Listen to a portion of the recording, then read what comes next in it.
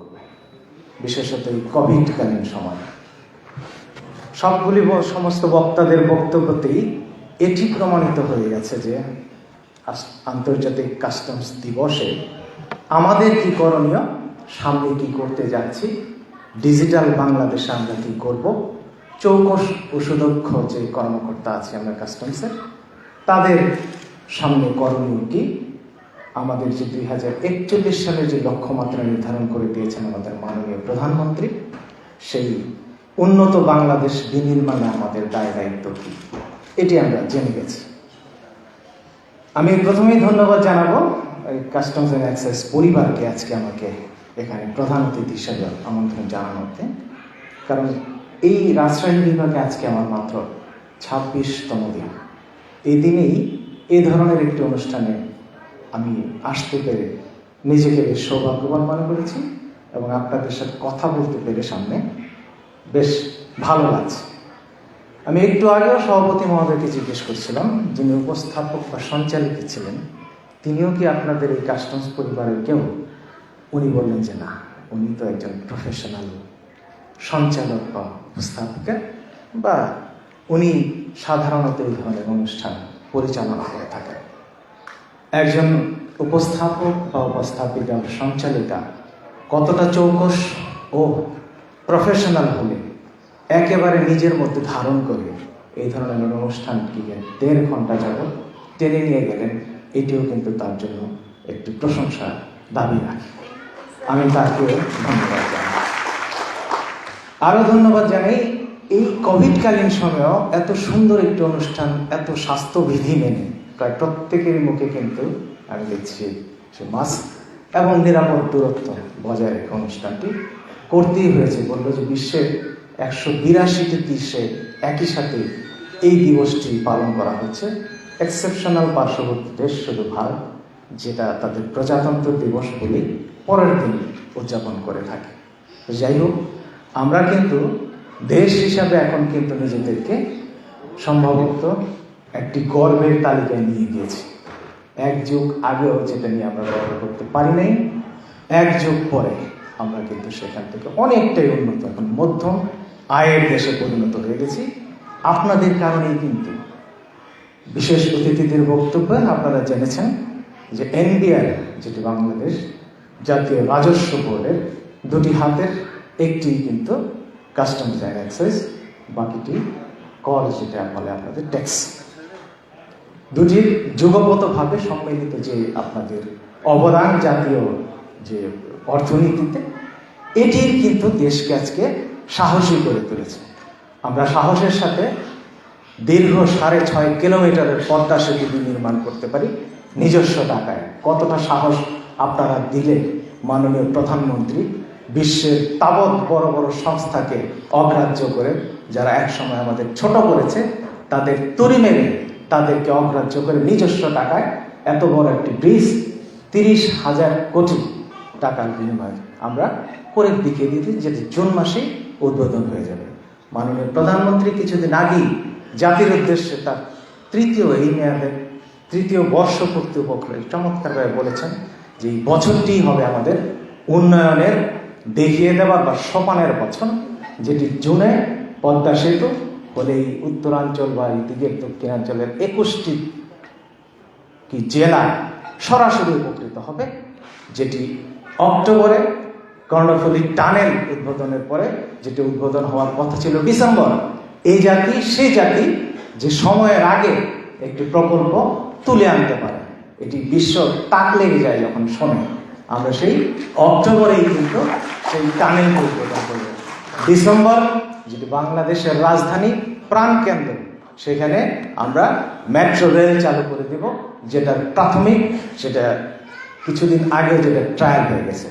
আর যেটা নিয়ে রাজশাহী বিভাগ গর্ব করতে পারে, এই যে পাবনার বিশ্বজিতে, যেটি রূপপুর পারমাণবিক বিদ্যুৎ কেন্দ্র, যেটি কিছুদিন আগেও আমরা কল্পনাই আনতে পারিনি যে পারমাণবিক বিদ্যুৎ কেন্দ্র বাংলাদেশের মধ্যে জায়গা হবে। সেটি হচ্ছে এই রাজশাহী বিভাগে এপ্রিলে পরীক্ষামূলকভাবে চালু হয়ে যাবে। তখন দেশ কোথায় যাবে, এটি কাদের মাধ্যমে হয়েছে, কারা করেছি, আমরাই। নেতৃত্বে ছিলেন কে? মাননীয় প্রধানমন্ত্রী। স্বপ্ন দেখেছিলেন কে? আমাদের জাতির পিতা বঙ্গবন্ধু শেখ মুজিবুর রহমান। প্রত্যেকটি বক্তার কথাই কিন্তু তার এসেছে। আমরা বলেছি, অনেকেই বলে 1975-এ নির্মমভাবে উনি কি বলে শহীদ হয়েছিলেন। বা কবির ভাষায় ওনার বক্তব্যে দুটি চরণ আমি প্রায়ই উল্লেখ করে থাকি। কবি বলেন, যেটা বঙ্গবন্ধুর মুখনিসৃত, উনি বলেন যে তোমরা জানো না, ইতিহাস জানে আমার মরণ নাই, এই বাংলায় প্রতিটি দিবসে আমি বারবার জন্মাই। কারণ উনি জন্মায় প্রত্যেক দিনই, কিন্তু আমরা তার কথা বলি, কোনো না কোনো দিবসে তার কথা এসেই যায়। তাহলে তিনি মৃত্যুবরণ করেছেন কে বলল? উনি তো জীবিত সবার মাঝে, আপনাদের মাঝে, আমাদের মাঝে। আমরা যদি সেটা ধারণ করতে পারি, দেশ ও জাতি কিন্তু ওই যে 2041 2030-এ SDG এইগুলি অর্জন করার কোনো বিষয়ই না। 7.5 কোটি থেকে এখন সেই 71-এর 7.5 কোটি থেকে এখন কিন্তু 17 কোটিও পেরিয়ে গেছে বাংলাদেশ। আপনারা দেখেন তো প্রত্যেক দিনই বিশ্বে একদিন 7,000, একদিন 7,500, কোনো দেশে 3 লাখ 5 লাখ একদিনে কোভিড আক্রান্ত হয়। বাংলাদেশে মৃত্যু হার, আমি যাদের মৃত্যু হয়েছে তাদের প্রতি যথেষ্ট শ্রদ্ধাশীল এবং নমনীয় হয়ে বলেছি, মৃত্যু হার একেবারেই কিন্তু কমে দেশে। কেন? আমরা তো ওই যে বীরের জাতি, বলি যে আমাদেরকে ইমিউনিটি পাওয়ারও বেশি, আমরা সব কিছু করতে পারি, খেটে খাওয়া মানুষের দলে আমরা আছি। কাস্টমস অ্যান্ড এক্সাইজকে আর দীর্ঘ বক্তব্য দেব না। তারা এই চমৎকার একটি সেমিনার আয়োজন করেছে। প্রত্যেকে যার যার নিজ নিজ দায়িত্ব যদি ঠিকমতো পালন করতে পারি, মাননীয় প্রধানমন্ত্রীর যে দিক নির্দেশনাগুলি, যে নির্দেশনাগুলি উপর থেকে আসে, NBR এর চেয়ারম্যান স্যারকে আপনারা অনেকেই চেনেন, আপনাদের কাছে নতুন করে পরিচয় করে দেওয়ার কিছু নেই। উনি অত্যন্ত কর্মব্যস্ত। আমি নিজেকেই একটু আবারও বলবো যে একটু সৌভাগ্যবানই মনে করেছি যে পোস্ট থেকে আমি এখানে এসেছি, সেই স্বরাষ্ট্র মন্ত্রণালয়ের অতিরিক্ত সচিব, যেখানে রাজনীতি এবং ICT এই দায়িত্বে কিন্তু একসঙ্গে উনি ছিলেন। অতএব আমিও তার জন্য দোয়া করি, আপনারা সকলেই দোয়া করবেন। আপনারা যারা আছেন চৌকস ও সুদক্ষ কর্মকর্তা, ব্যবসায়ী মহল, বাংলাদেশের এই কাস্টমস বান্ধব যে পরিবেশ একটি তৈরি হয়েছে, অদূর ভবিষ্যতে খুব নিকট অতীতে এটি যেন বিশ্ব মানে পৌঁছে যায়। আমরা যেন সুখী সমৃদ্ধশালী দেশ। আমরা প্রায়ই শুধু বলি দুর্নীতিতে বাংলাদেশ নিচের দিক থেকে এততম, কিন্তু সুখী সমৃদ্ধ সুখী একটা ইন্ডেক্স কিন্তু আছে। আপনারা জানেন 182তম দেশের মধ্যে কিছুদিন আগে 81তম ছিল। এখন আমরা আরও যেন উন্নত দেশের তালিকায় চলে যাই, সুখী দেশের তালিকায় যেন আমরা প্রথম সারির দেশে আমরা উত্তীর্ণ হতে পারি, এই আশাবাদ এবং পরম করুণাময় আল্লাহ যেন আমাদেরকে সুখী সমৃদ্ধ এবং উন্নত সেই বিশ্বের তালিকায় স্থান করে, এই দৃশ্য যেন আমরা দেখে যেতে পারি, এই আশাবাদ ব্যক্ত করি আমার বক্তব্য শেষ করব। সবাইকে ধন্যবাদ। আসসালামু আলাইকুম।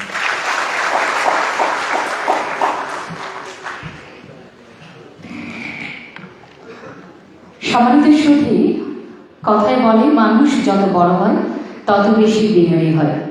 আমাদের বিভাগীয় কমিশনার স্যার তার উজ্জ্বল দৃষ্টান্ত। প্রত্যেককেই আজকের এই অনুষ্ঠানের সংশ্লিষ্ট আমাদের কমিশনার স্যার থেকে শুরু করে প্রত্যেককেই এত সুন্দরভাবে স্যার আজকে ধন্যবাদ জানিয়েছেন। স্যার, বিভাগীয় কমিশনার হিসেবে আপনাকে আমরা রাজশাহীতে পেয়েছি, রাজশাহীবাসীর পক্ষ থেকে আমরা কৃতজ্ঞতা এবং ধন্যবাদ জানাচ্ছি যে আপনার মতো একজন মানুষকে আমরা পেয়েছি। আপনি অনেক বিচক্ষণ শুনেছি। আপনি মাত্র 26 দিন আজকে রাজশাহীতে, নিশ্চয়ই রাজশাহীতে থাকার সময়টা আপনারও ভালো কাটবে, সেটি আমাদের প্রত্যাশা। আমরা স্যারের জন্য আরেকটু জোরে করতালি দিই। এবং একই সাথে আমি রেসানা আক্তার লাকি, বাংলাদেশ বেতার রাজশাহী কেন্দ্রে রয়েছে স্যার, অনুষ্ঠান উপস্থাপিকা এবং নিউজ রিডার হিসেবে কাজ করছি। আর লুৎফর রহমান স্যার অর্থাৎ আমাদের কমিশনার স্যারকে ধন্যবাদ জানাচ্ছি। আমাদের অন্যান্য কর্মকর্তা আমাদের মাহবুবুর রহমান স্যার, সোহেল স্যারকে ধন্যবাদ জানাচ্ছি তাদের আমন্ত্রণে আমার আজকের এই অনুষ্ঠানে আসা এবং আপনার কাছ থেকে যে কমপ্লিমেন্টটি আজকে পেলাম, আমার অ্যানাউন্সমেন্ট জীবনের অনেক বড় একটা প্রাপ্তি। Thanks a lot sir, thank you so much. সুধীবৃন্দ, আমরা অনুষ্ঠানের প্রান্তিক পর্যায়ে চলে এসেছি। প্রত্যেকটি বক্তায় যে কথাটি বলেছেন যে কোভিড সিচুয়েশনের মধ্যেও এত সুন্দরভাবে একটি অনুষ্ঠান, অনেকগুলো নির্দেশনা মাথাতে রেখে এই অনুষ্ঠান স্বাস্থ্যবিধি মেনে অনুষ্ঠান সাজানোটা বা কমপ্লিট করাটা অনেক বেশি কঠিন। সেই কঠিন কাজটি সহজ করেছেন আমাদের কমিশনার স্যারের নির্দেশনায় আমাদের অন্যান্য কর্মকর্তাবৃন্দ যারা এই পথে ছিলেন, তাদের সবাইকে ধন্যবাদ জানাচ্ছি। এবং এই কথা নিয়ে আজকের অনুষ্ঠানের সভাপতি আমাদের কাস্টমস এক্সাইজ ও ভ্যাট কমিশনারেট রাজশাহী সম্মানিত অভিভাবক জনাব Lutfor Rahman, commissioner customs excise ও ভ্যাট কমিশনারেট রাজশাহী স্যারকে এখন আমন্ত্রণ জানাচ্ছি বক্তব্য উপস্থাপনের জন্য। আমাদের সবার পক্ষ থেকে আজকের এই অনুষ্ঠান সাজানোর জন্য আমাদের কমিশনার স্যারের জন্য একটু করতালি দিয়ে আমরা আমন্ত্রণ জানাচ্ছি।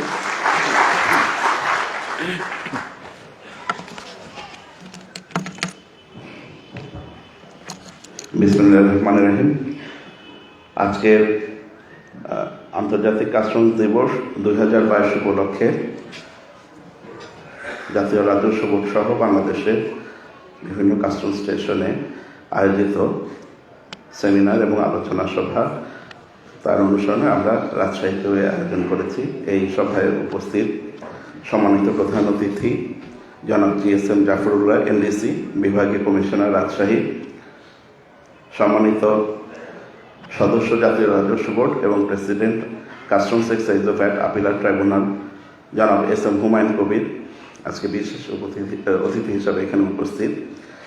বিশেষ অতিথি হিসাবে আরও উপস্থিত আছেন জনাব মোহাম্মদ শফিকুল ইসলাম আকন, কর কমিশনার, কর অঞ্চল রাজশাহী, বন্ধুবর জনাব আহসান হাবিব, কর কমিশনার, কর আপিল অঞ্চল রাজশাহী,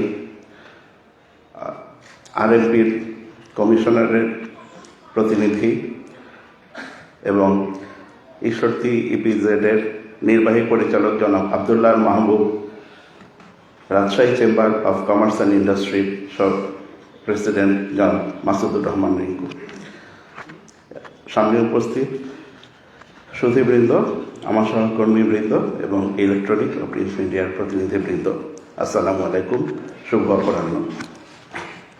আজকে আমাদের এই আন্তর্জাতিক কাস্টমস দিবস উপলক্ষে এই অনুষ্ঠান আয়োজনের প্রেক্ষাপট, WCF ইতিবৃত্ত এবং কাস্টমস দিবসের পরিপ্রেক্ষিতে এগুলো সব কিছুই এর মধ্যে আলোচকরা বলেছেন। আমি এর সঙ্গে শুধু একটা অল্প দু একটা কথা বলবো, যে জাস্ট সাপ্লিমেন্ট করার জন্য। এর মধ্যে বিশেষ করে আমাদের বিশেষ অতিথি প্রেসিডেন্ট আপিলেট ট্রাইব্যুনাল দীর্ঘ সময় ধরে আমাদের কাস্টমসের রোল নিয়ে বলেছেন।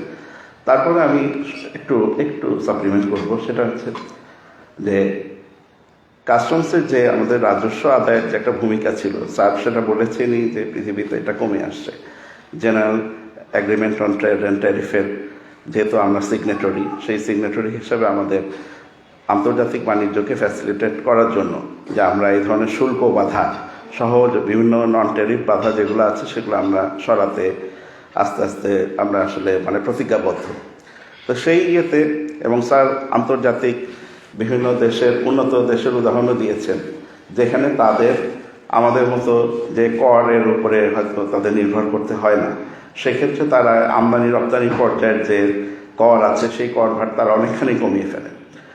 তো কিন্তু পৃথিবীর অন্যান্য সব দেশের মতো বাংলাদেশেও কাস্টমস হচ্ছে বর্ডারে যে ফ্রন্টলাইন যে যারা যোদ্ধা বা কর্মী, তারা হচ্ছে কাস্টমস কর্তৃপক্ষ। সেই হিসাবে যে কাস্টমসের রোল যেটা পরিবর্তিত হচ্ছে, যে রেভিনিউ আদায়ের পাশাপাশি ট্রেড ফ্যাসিলিটেশনের কথা বলেছেন sir, social protection plus national security, আমাদের সামাজিকভাবে অনভিপ্রেত বা জাতীয় নিরাপত্তা বা জনস্বাস্থ্যের জন্য ক্ষতিকর এই ধরনের পণ্য যেমন মাদক, অস্ত্র, এবং তার সাথে বর্তমান সময়ে যে সবচেয়ে চিন্তার মাথা ব্যথা আমাদের মাথা ব্যথার যে কারণ, সেটা একটা হচ্ছে যে অর্থায়ন, জঙ্গি বা সন্ত্রাসবাদের অর্থায়ন। এই সমস্ত জিনিস, এই সমস্ত ক্ষেত্রে কাস্টমসকে এখন রোল প্লে করতে হচ্ছে। এবং আমরা এটা জানি যে পণ্য আমদানি রপ্তানি বা যাত্রী গমনাগমন, সেখানে যতটুকু আমরা এই মানি লন্ডারিং বা এরকম যেমন হচ্ছে, তেমনি আমাদের বৈধ বাণিজ্যের আড়ালেও এ ধরনের জিনিসের চোরাচালানের অবকাশ আছে এখন পর্যন্ত। সেই কারণেই যে আমাদেরকে যে একই সাথে যেমন ট্রেড ফ্যাসিলিটেশনের কথা মাথায় রাখতে হচ্ছে, সেই সাথে রাজস্ব সংরক্ষণ এবং অন্যান্য নিরাপত্তার কথা মাথায় রাখতে হচ্ছে। সেটা রেখেই যে বাংলাদেশ কাস্টমসের যে রূপান্তর, সেটা ধীরে ধীরে ঘটছে। এবং আমি নিজে কিছুটা গর্ববোধ করি যে বাংলাদেশে যে সকল বিভাগ প্রথমে অটোমেশনের দিকে কার্যক্রম শুরু করেছে, বাংলাদেশ কাস্টমস তার মধ্যে একটা। তো সেই ইয়েতেই আমরা এখন আমাদের যে চিন্তা ভাবনা সেটা ওয়ার্ল্ড কাস্টমস অর্গানাইজেশনের তাদের নির্দেশনার সাথে মিলিয়ে আমরা অগ্রসর হওয়ার চেষ্টা করছি। যেমন আমাদের এই বছরে যে আমাদের যে থিম যেটা আছে কাস্টমস দিবসের, সেই কাস্টমস দিবসের থিমটাও একইভাবে আধুনিক যুগের সাথে মিলিয়ে করা, scaling up customs digital transformation by embracing a data culture and building a data ecosystem. এখন এখানে ডেটা কালচার এবং ডেটা ইকোসিস্টেমের একটা বিষয় আছে, যে আমরা জানি যে আমরা এখন যে ইনফরমেশন টেকনোলজির যুগে সবার হাতেই, আপনাদের সবার হাতেই তথ্যের মানে সারা পৃথিবী জুড়ে যে তথ্য ভাণ্ডার আছে, আমি ভাণ্ডার বলবো না, সমুদ্র, সেই সমুদ্রের মধ্যে সবার অ্যাক্সেস আছে। কিন্তু সেই তথ্যকে কিভাবে আমরা ব্যবহার করব, সেই তথ্যের কতটুকু আমাদের কাজে লাগবে, সেই বিষয়ে যদি আমাদের নিজেদের ধারণা না থাকে, আমরা যদি প্রশিক্ষিত না হতে পারি, বা সেই সঠিক তথ্যটার কাছে যদি আমাদের অ্যাক্সেস না থাকে, তাহলে কিন্তু এই বিশাল সমুদ্রর কোনো দাম নাই। আবার একইভাবে যে তথ্যগুলো যে আমরা এই যে বিশ্বের যে আমরা জানেন যে এই তথ্য সমুদ্র বা তথ্য ভাণ্ডার গড়ে তোলার ক্ষেত্রে সবাই কন্ট্রিবিউট করে। এটা করতে গিয়ে যে এই যে আমরা এটা বলি যে ডেটা সিস্টেমকে করাপ্ট করা, বাই করা, যেটা এই সিস্টেমটা যাতে ঠিকভাবে কাজ করে, সেটা প্রতিবন্ধকতা যাতে তৈরি না করে, এভাবেও মানে চিন্তা ভাবনার বিষয় আছে। তো সেই সব কিছু মাথায় রেখে আমাদের কাস্টমসের ডিজিটালি কাস্টমস কর্তৃপক্ষের যে ট্রান্সফরমেশন, সেই ট্রান্সফরমেশনের পথে আমরা এগোচ্ছি। তার জন্য প্রথম পদক্ষেপটা কি? তার জন্য প্রথম পদক্ষেপটা হচ্ছে যে আমাদের যতদূর সম্ভব আমদানি রপ্তানি প্রক্রিয়া যেটা আছে, নর্মাল প্রসেস যেটা আছে, সেই প্রসেসটাকে বাধাগ্রস্ত না করা, যাত্রী গমনাগমনের স্বাভাবিক প্রক্রিয়া সেটাকে বাধাগ্রস্ত না করে আমরা কিভাবে আমরা আমাদের যে উদ্দেশ্যগুলো আছে সেগুলোকে আমরা সাধন করতে পারি, সেটার এই হিসাবে আমার যে এনবিআরের সদস্য মহোদয়ের মধ্যেই বলেছেন যে আমরা অগ্রিম পদক্ষেপ হিসাবে কি করেছি, যে ন্যাশনাল সিঙ্গেল উইন্ডো, এক প্ল্যাটফর্মে যদি সবাই আসে, সেখানে তাদের যেমন কস্ট অফ ডুইং বিজনেস এবং তারপরে আপনারা বলেন যে ব্যবসায়ের সময় বা লিড টাইম, এই ধরনের কিছু কনসেপ্ট আছে, সেগুলোর ক্ষেত্রে কতখানি অগ্রিম ভূমিকা রাখবে। একটা আছে আমাদের বলি নন ইন্ট্রুসিভ ইন্টারসেপশন বা ইন্সপেকশন, সেটার ক্ষেত্রে যেমন কন্টেইনার স্ক্যানার বা যাত্রী স্ক্যানার, আমরা অনেক কিছুই আমরা এখন এই আধুনিক যুগে আমরা অনেকেই এই কোভিডের কারণে হয়তো কিছুটা বাধাগ্রস্ত হয়েছে, তা না হলে সবারই কম বেশি বিদেশ যাত্রার অভিজ্ঞতা আছে। আপনারা জানবেন যে বিদেশের অনেক দেশে আপনি জানবেনও না, আপনি চলে এসেছেন কিন্তু আপনার লাগেজ কিন্তু স্ক্যান হয়ে চলে এসছে, এবং কেউ যদি আপনারটা সন্দেহজনক মনে করে, সেই আপনার লাগেজ খুলেও সেখানে আবার আপনাকে একটা সার্টিফিকেট রেখে দিচ্ছে যে আমরা একটা বিশেষ প্রয়োজনে আপনার লাগেজটা খুলেছিলাম, কিন্তু আমরা আবার এটা ঠিক পেয়ে আপনাকে এটা দিয়ে দিয়েছি, কিন্তু আপনি কিন্তু জানতেও পারছেন না। তো সেরকম যে আমাদেরকেও সেই পদ্ধতিতে আগাতে হবে। তো সেটা কমানোর জন্যই যে আমাদের যে এই বললাম যে non intrusive inspection, national single window, national enquiry point আছে এনবিআরের, সেখানে আপনি আগে থেকেই আপনার যে প্রয়োজনীয় তথ্য, আপনি সেটা জেনে নিতে পারেন। এরপরে আমাদের সদস্য মহোদয় ভ্যালুয়েশনের কথা বলেছেন, অ্যাডভান্স রুলিংয়ের কথা বলেছেন, যা আমাদের আমদানির ক্ষেত্রে বিশেষ করে বোন অফ ডিসকন্টেন্ট যেটা থাকে, তার মধ্যে দুইটা গুরুত্বপূর্ণ বিষয় হচ্ছে, একটা হচ্ছে ক্লাসিফিকেশন, অর্থাৎ পণ্যের শ্রেণীবিন্যাস, কারণ শ্রেণীবিন্যাসের কারণে যেহেতু শুল্ক হার পরিবর্তিত হয়, আর একটা হচ্ছে মূল্যায়ন।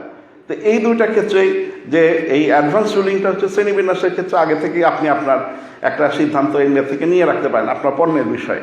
তো এরকম আমরা, এবং স্যার অথরাইজড ইকোনমিক অপারেটরের কথা বলেছেন, আপনার যদি ট্র্যাক রেকর্ড ভালো থাকে আপনাকে এনবিআর সেই সুবিধা দিবে যে আপনার পণ্য আপনি সরাসরি পোর্ট থেকে খালাস করে নিয়ে যাবেন, আপনার প্রাঙ্গণে সেটা পরীক্ষা হবে, আমাদের কর্মকর্তারা সেখানে যাবেন।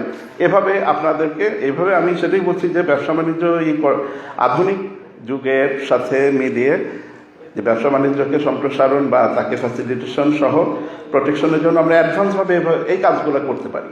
এছাড়া অটোমেশনের বিষয়টা তো বলেছি যে অ্যাসেগুডা প্লাসে আমরা অটোমেশন করছি, তার সাথে আমাদের বন্ড ব্যবস্থাপনা, সেটা অটোমেশনের দিকে আমরা যাচ্ছি এখন, সেটাও প্রায় কমপ্লিটের পথে।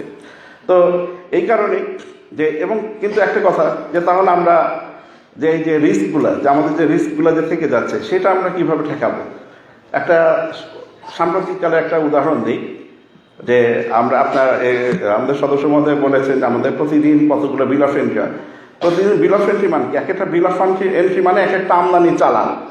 তো এই এক একটা আমদানি চালান কোনোটা আপনার দেখা যায় যে একটা জাহাজেও একটা পুরো জাহাজ মিলে একটা বিল অফ এন্ট্রি হতে পারে। আবার দেখা যেতে পারে 500 গ্রামের একটা কনসাইনমেন্ট একটা বিল অফ এন্ট্রি হতে পারে। তো এই বিল অফ এন্ট্রি আমি একটা সাম্প্রতিককালে একটা উদাহরণ দিই। চট্টগ্রাম কাস্টম হাউসে যেটা হয়েছে, আমাদের একজন আমদানিকারক তিনি রাইটিং পেপার বা প্রিন্টিং পেপার ঘোষণা দিয়েছেন। রাইটিং পেপার বা প্রিন্টিং পেপার ঘোষণা দিয়ে তিনি তার মধ্যে আমাদের যে এখন অভ্যন্তরীণ খাতে রাজস্ব আদায়ের সবচেয়ে বড় উৎস যেটা টোবাকো, সিগারেট, সেই সিগারেট আপনারা জানেন যে রাজস্ব হিসাবে আমরা জাতীয় রাজস্ব বোর্ড ব্যান্ড রোল বা স্ট্যাম্প ব্যবহার করি, এবং এই স্ট্যাম্পের এটা অত্যন্ত অনেকগুলো সিকিউরিটি ফিচার আছে।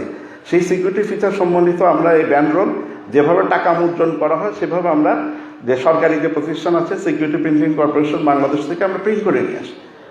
এই ভদ্রলোক তিনি কি করলেন, তিনি সেই কন্টেইনারের মধ্যে একটা দেশ থেকে অন্য একটা দেশ থেকে তিনি এই ব্যান্ড রোল প্রিন্ট করে নিয়ে এসেছেন। ব্যান্ড রোল প্রিন্ট করে নিয়ে এসেছেন যেটা কোনোভাবেই, এবং সেখানে প্রায় যে ব্যান্ড রোল তিনি প্রিন্ট করে নিয়ে এসেছেন সেটা প্রায় আমাদের 150 কোটি টাকা রেভিনিউর সমতুল্য। তো এই যে এবং এই যে এটাও ধরতে আমাদের কাস্টমস হাউসের কর্মকর্তারা, আমি তাদেরকে বিশেষ ধন্যবাদ জানাই এই কারণে, তাদের কাছে তারা এটাকে কিন্তু বের করেছেন কিভাবে। তারা বের করেছেন, দেখলেন যে একজন ইম্পোর্টার তিনি কাগজ নিয়ে আসছেন, কিন্তু তার এক্সপোর্টার দেখা গেল যে ওই দেশে এই সিকিউরিটি ফিচার সম্বন্ধিত জিনিস তৈরি করে এরকম একজন লোক। তো এটা কিন্তু আমাদের কর্মকর্তারা যে আমাদের যে ডাটা, সেই ডাটা অ্যাডভান্স তারা অ্যানালাইসিস করেই সেটা কিন্তু পেয়েছে, এবং পাওয়ার পরে তারা দেখলেন যে তাহলে একজন সিকিউরিটি ফিচারের যে সমস্ত যিনি প্রিন্ট করেন, যে ব্যাংকে চেক প্রিন্ট করেন বা টাকা প্রিন্ট করেন, সেই লোক কেন এরকম যে সস্তা শুধু কাগজ এক্সপোর্ট করবেন। এটা থেকে কিন্তু আমাদের কর্মকর্তারা প্রাথমিক ক্লুটা পান।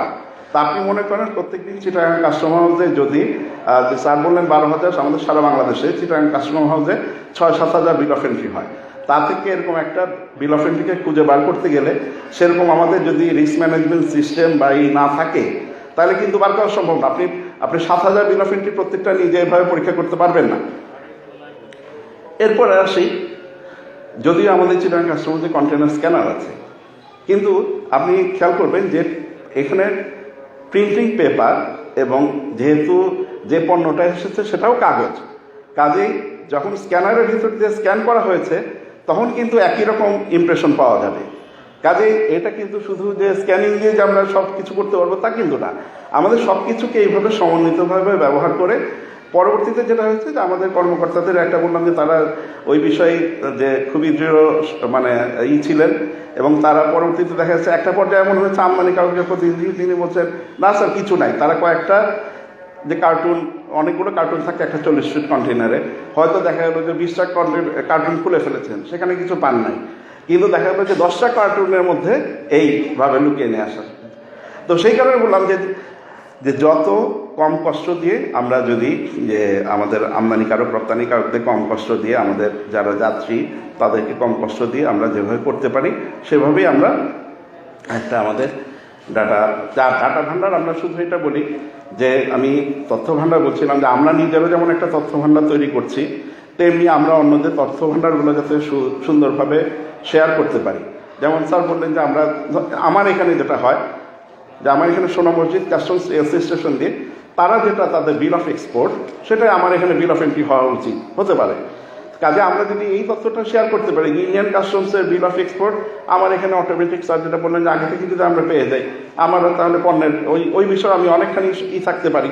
সেখানেও যে গড়বড় হবে না সেটার গ্যারান্টি আগেই বলা যায় না, কিন্তু তারপরে তো অনেকখানি নিশ্চিত হওয়া সম্ভব হবে। তো এইভাবেই আমরা ধীরে ধীরে আপনাদের সবার সর্বস্তরে সব যারা আছেন সবার সহযোগিতায় বাংলাদেশ কাস্টমস আমরা চেষ্টা করছি যে ট্রান্সফর্ম হওয়ার, যুগের চাহিদার সাথে তাল রেখে, এবং আমাদের যে কেন্দ্রীয় সংস্থা জাতীয় রাজস্ব বোর্ড এ লক্ষ্যে সেটা যে সারা পৃথিবীর বেস্ট প্র্যাকটিস যা আছে এবং বেস্ট টেকনোলজি যেখানে যা আছে সেটা অনুসন্ধান করে আমাদের জন্য ব্যবস্থা করছেন। তো কাজেই আমরা খুব আশা করতেই পারি, আশাবাদী হতেই পারি। আমাদের মানে সম্মানিত প্রধান অতিথি যেটা বলেছেন, আমাদের যে সমস্ত এই সাফল্যগুলো কথা উল্লেখ করেছেন, সেগুলো তো আমরা জানি। আপনি নিজেও যে কিন্তু চিন্তা করলে যে আমি এই সভাতেই, যে গত সভায় একজন বক্তা বলেছিলেন যে আমরা যে ভ্যাটের টাকা দিই, ট্যাক্সের টাকা দিই, তাতে আমার লাভ কি হচ্ছে। তো সেটাও বললাম যে তাকে বললাম যে আপনি আজকে রাজশাহী থেকে, যে আমার নিজের কথাই আমি বলেছি যে আমার গ্রামের বাড়ি সিরাজগঞ্জ, আমার গ্রামের বাড়ি আগে ঢাকা থেকে আসতে সারাদিন লেগে যেত, 12-14 ঘন্টা লাগতো। আর এখন আপনি রাজশাহী থেকে পণ্য পৌঁছাবেন ঢাকায়, আপনি 5 ঘন্টায় পণ্য, 4 ঘন্টায় পণ্য নিয়ে যাচ্ছেন, একদিনের পণ্য সেদিন নিয়ে যেতে পারছেন। তো এইটা কি কারণে? সেটা আমাদের বঙ্গবন্ধু সেতু আছে বলে, তাই না? তো একইভাবে আমাদের এই যে এখানে প্রায় এটার সাথেই আবার বঙ্গবন্ধু আরেকটি রেল সেতু হচ্ছে। তো এই যে আমরা যে আমাদের যে ট্যাক্সের কথা বা যাই বলি, যে আমাদের ব্যবসা বাণিজ্যর যে ফ্যাসিলিটেশন, তার যে উন্নতি, সেগুলোর সব কিছুরই কিন্তু ফলাফল এটা। যে আমি হয়তো ব্যক্তিগতভাবে নিজে এককভাবে হয়তো চিন্তা করলে হয়তো আমার কথা সেই মুহূর্তে আমি বলতে পারবো না, কিন্তু সামষ্টিকগতভাবে যখন আমরা চিন্তা করি, কিন্তু এটা কিন্তু আমাদের সবারই অংশগ্রহণ এবং সবারই অবদান।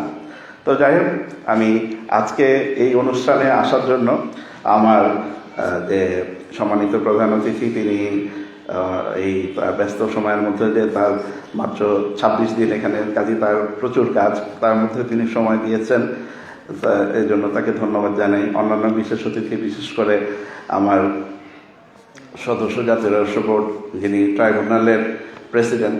আপনারা জানেন যে ট্রাইব্যুনাল মানে মামলা মোকদ্দমার জায়গায়, এবং সেখানে বাংলাদেশের অন্যান্য জায়গার মতো এখানে মামলা, হাজার হাজার মামলা বিচারাধীন আছে, এবং তিনি সেগুলো দ্রুত নিষ্পত্তির জন্য তিনি যে পদস্থ হওয়ার পর থেকেই আমরা সেটা টের পাচ্ছি যে সেটা কত দ্রুত নিষ্পত্তি হওয়ার উদ্যোগ নেওয়া হচ্ছে। এবং এছাড়া অন্যান্য বিশেষ অতিথি যারা আছেন, আমার যে সহকর্মী কর কমিশনার বা কমিশনার কর আপিল, এবং ঈশ্বরদী ইপিজেডের নির্বাহী পরিচালক মহোদয়, তিনি এই ঈশ্বরদী থেকে এই শীতের ভোরে রওনা দিয়ে এখানে এসে উপস্থিত হয়েছেন। আমাদের ব্যবসায়ী ভাই জনাব মাসুদুর রহমান রিঙ্কু, সভাপতি রাজশাহী চেম্বার, এবং আরএমপির কমিশনার সাহেব, তিনি আসতে পারেননি, তার একজন প্রতিনিধি পাঠিয়েছেন। সবার কাছে আমি কৃতজ্ঞ। সবাই উপস্থিত হয়ে আমাদের এই অনুষ্ঠানটাকে সর্বাঙ্গভাবে সুন্দর করেছেন। আমরা এর জন্য যে খুবই গর্ববোধ করছি। যিনি সঞ্চালক ছিলেন, তার কথা তো প্রধান অতিথি বলেছিনি, সেও আমি এখানে 3 বছর, এটা আমার ষষ্ঠ অনুষ্ঠান। তো একটা অনুষ্ঠান আমরা ডিজিটালি করেছিলাম অনলাইন প্ল্যাটফর্মে, তাছাড়া বাকি 5টা অনুষ্ঠানে তিনি সঞ্চালকের দায়িত্ব পালন করেছেন, কাজেই আমাদের এখানকার অংশ হয়ে গেছেন তিনিও। আর আমার কর্মকর্তা কর্মচারী যারা এই অনুষ্ঠানের জন্য কাজ করেছেন প্রস্তুতি হিসাবে, বিশেষ করে কোভিড সিচুয়েশনের মধ্যেও তারা কাজ করেছেন এটাকে সফল করার জন্য, তাদেরকে ধন্যবাদ জানাই। বাকি যারা অতিথি কষ্ট করে এসেছেন এবং মনোযোগ দিয়ে এই এত দীর্ঘ সময় ধরে আমাদের বক্তব্য শুনেছেন, তাদেরকে ধন্যবাদ জানাই। পরিশেষে আমরা সবাই আবার বঙ্গবন্ধুর সোনার বাংলা বিনির্মাণে যার আমাদের অন্যান্য বক্তাদের মতো যে যার আমরা অন্যের কথা চিন্তা না করি, আমার যার অবস্থান থেকে যার দায়িত্বটুকু যেন আমরা যে সুষ্ঠুভাবে পালন করতে পারি, তাহলেই দেখবো যে আমরা বঙ্গবন্ধুর সোনার বাংলা বিনির্মাণ, সেটা আমাদের কাছে স্বপ্ন থাকবে না শুধু। ধন্যবাদ সবাইকে। আসসালামু আলাইকুম। অসংখ্য ধন্যবাদ স্যার। আজকের অনুষ্ঠানের সভাপতি জনাব মোহাম্মদ লুৎফর রহমান।